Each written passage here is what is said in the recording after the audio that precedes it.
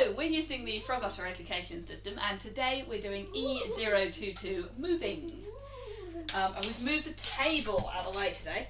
The only equipment we need is the wooden animals and the book. And of course... Oh, that's not true. We also need the whiteboard, pen and eraser. Hee hee. And us. And us. Yes, we need us. You're looking forward to this one, aren't you? It's going to be fun.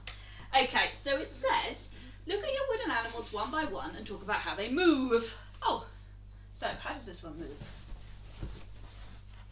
We're meant to talk first. What does it do? Do they run, hop, fly, or swim? Walk, kind of. Yeah, giraffes walk. What about parrots? Fly. They fly, yes. What? Oh, I wasn't going to take them all out. I was kind of lifting them out one at a time.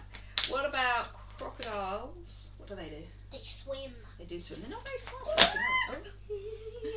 What about, all right. What about ducks? What do they do? They swim away from What else can they do? They can fly. They can fly. Unlike the penguin, they can fly and swim. Well done. Most birds can only do one. That's a good point. What about brown bears?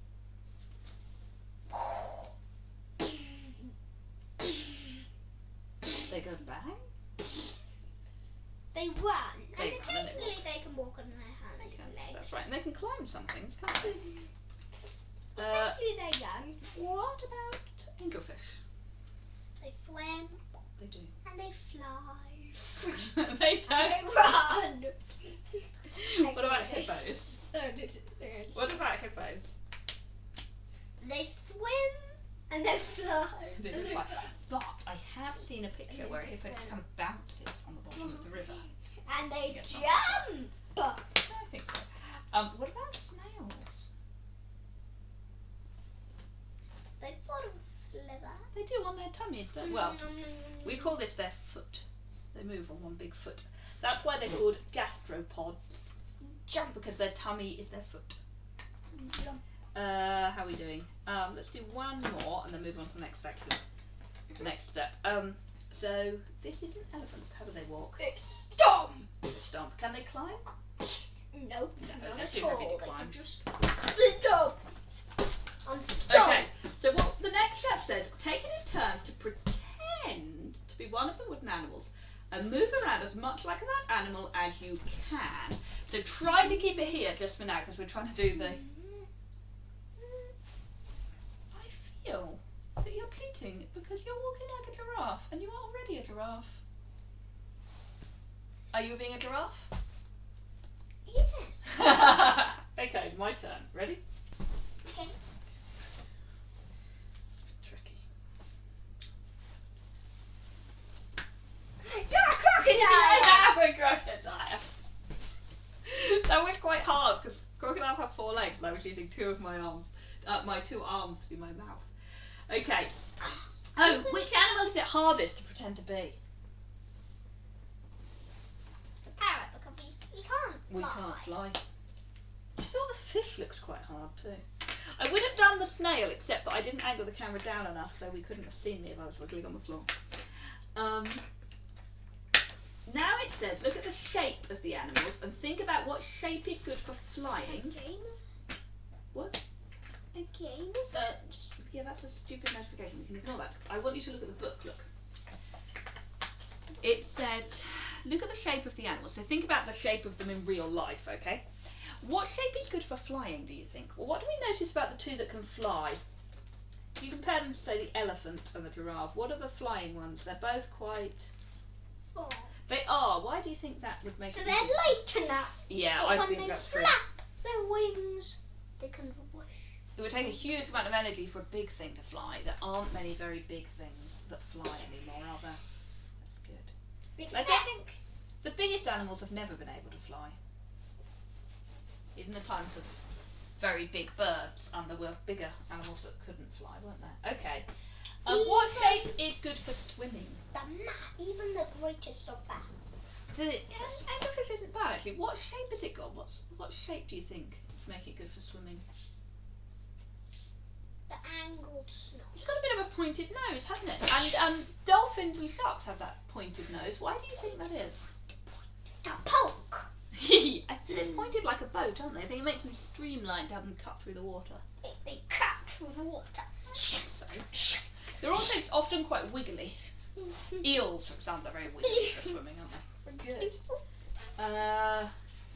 Now it says draw some imaginary animals and think about how they might move. So I know that you're going to be great at this, but as usual, whilst filming, we try to be as quick as we can. So let's see if we can have one imaginary animal.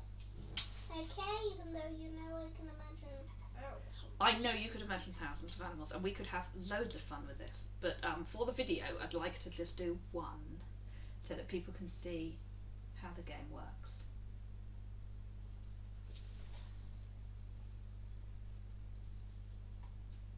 And we could take ages talking about all the different animals. We could talk about the big fat legs of the elephant that make it very stompy. We could talk about the little body of the snail and how its long stretchy tummy means it can stretch and slither along the ground.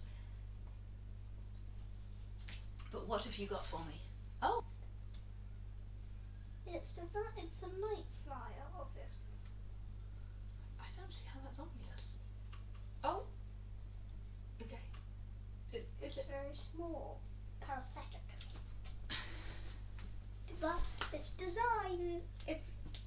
It's designed to shine around the darkness of the